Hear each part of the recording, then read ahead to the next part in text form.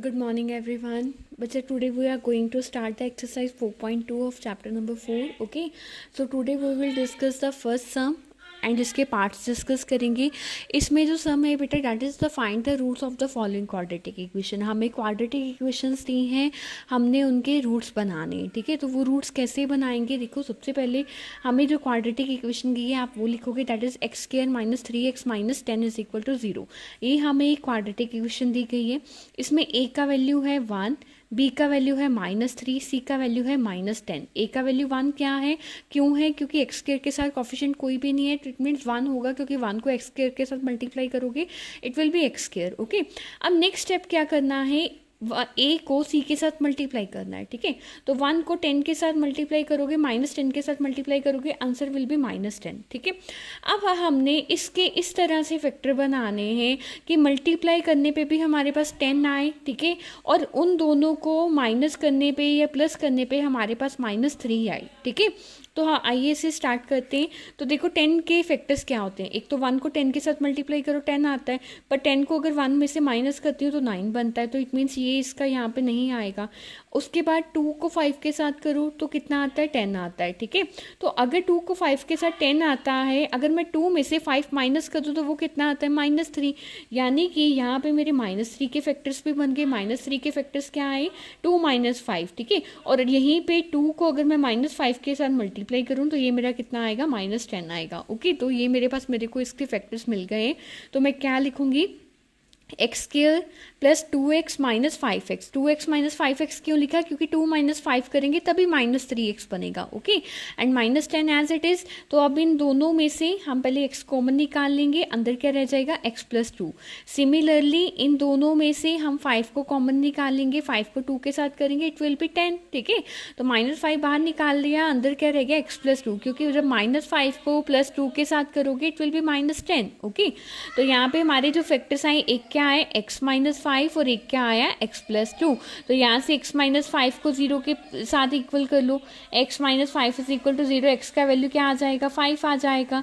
इसी तरह से x plus 2 is equal to 0 कर लो, x कितना आ जाएगा, -2, क्योंकि ये लेफ्ट साइड पे जब राइट साइड पे जाएगा तो माइनस का हो जाएगा. ओके, इसी तरह से बच्चा हमारा जो सेकंड पार्ट है that is 2x² plus x minus 6. तो हमारा फर्स्ट स्टेप क्या होगा, write the value of A B C. A का वैल्यू 2 है, बी का वैल्यू 1 है, सी का वैल्यू -6 है.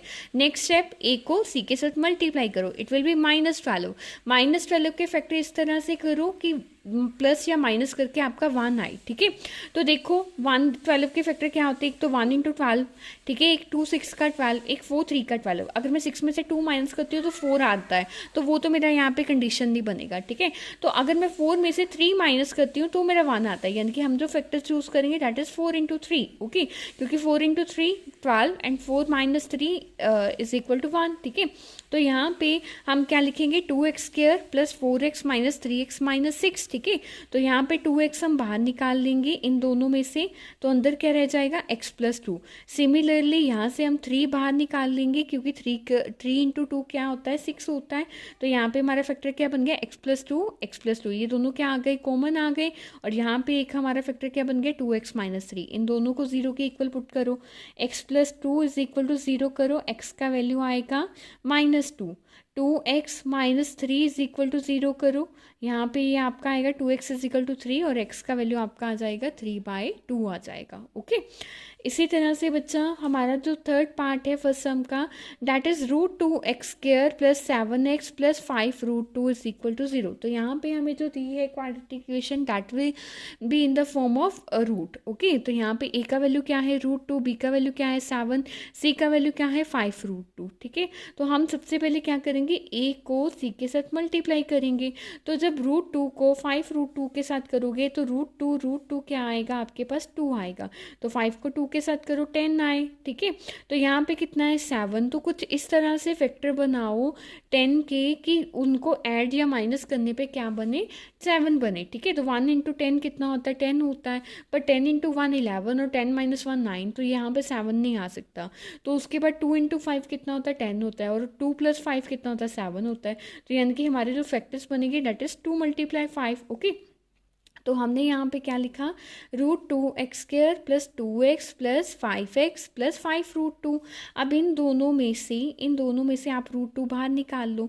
आपका कितना आ गया, √2x x प्लस √2, क्योंकि अगर आप इस √2 को √2 के साथ मल्टीप्लाई करोगे it will be your 2। Okay, और यहाँ से आपने क्या निकाला, 5 निकाला और अंदर क्या रह जाएगा, x प्लस √2। तो ये दोनों कॉमन है और आपका अनदर फैक्टर क्या आ जाएगा, √2x प्लस 5। ठीक है, तो यहाँ से x का वैल्यू निकालो। पहले x प्लस √2 को 0 के इक्वल किया तो वहाँ पे क्या आएगा, x इज इक्वल टू -√2। ठीक है, और इसी तरह से √2x is equal to -5, x is equal to कितना आ जाएगा, -5 डिवाइडेड बाई √2। ओके, अब हम करेंगे इसका फोर्थ पार्ट। ठीक है, फोर्थ पार्ट में क्या है, 2x² minus x plus 1/8 is equal to 0।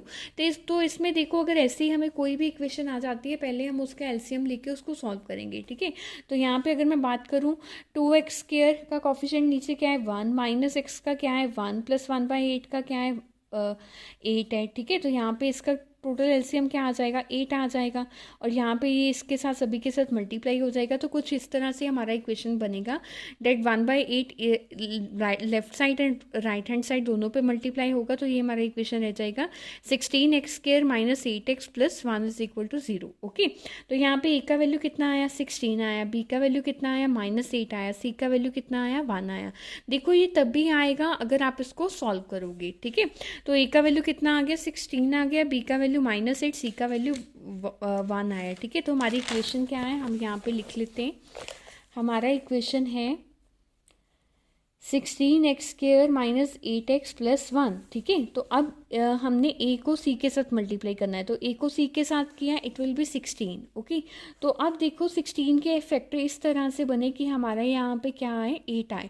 तो हमें पता है 4 4 का 16। ठीक है, तो 4 4 का 16 होता है और 4 और 4 क्या होते हैं, 8 होते हैं। ठीक है, तो यहाँ पे माइनस का 8 है, तो हम क्या लिखेंगे, -4x प्लस 1। तो यहाँ पे हम पहले इन दोनों में से कॉमन निकालेंगे। हमने 4x कॉमन निकाला, अंदर क्या रह गया हमारा, 4x माइनस 1। ठीक है, और यहाँ से हमने -1 कॉमन निकाला, तो अंदर क्या रह गया, 4x माइनस 1। तो हमारे दो बने, एक बना 4x माइनस 1, दूसरा फैक्टर भी 4x माइनस 1। तो यहाँ से x का वैल्यू निकाल लो, 4x minus 1 is equal to 0। ये -1 बाद में इधर चला जाएगा राइट साइड पे, 4x इज इक्वल टू 1 और x इज इक्वल टू क्या आ जाएगा, 1/4 आ जाएगा। ओके, इसी तरह से बच्चा नेक्स्ट है 100x² minus 20x plus 1 is equal to 0।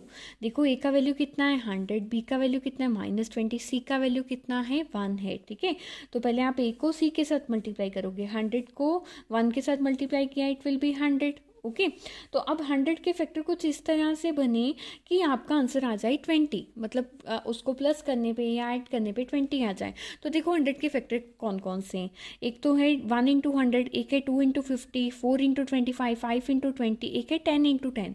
तो 10 + 10 कितना होता है, 20 होता है। तो यहाँ पे -20 था, तो हम लिख देंगे -10 बिकॉज -10x क्या बनेगा, -20 बनेगा। ठीक है, एंड यहाँ पे क्या रह जाएगा, +1 रह जाएगा।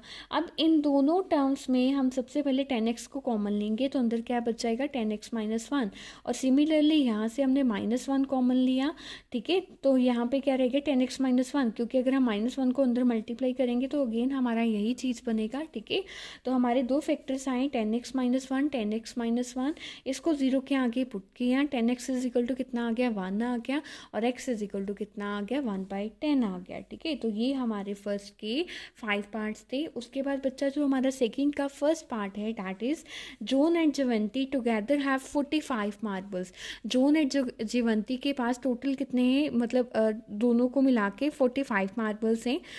Both of them lost 5 marbles, दोनों ने 5 मार्बल खो दिए हैं। ठीक है, नाउ कहते the product of the number of marbles they now have is 124। Okay, we would like to found out how many marbles they had to start with. ठीक है, तो कहते हैं उनका प्रोडक्ट जो है वो 124 के इक्वल है।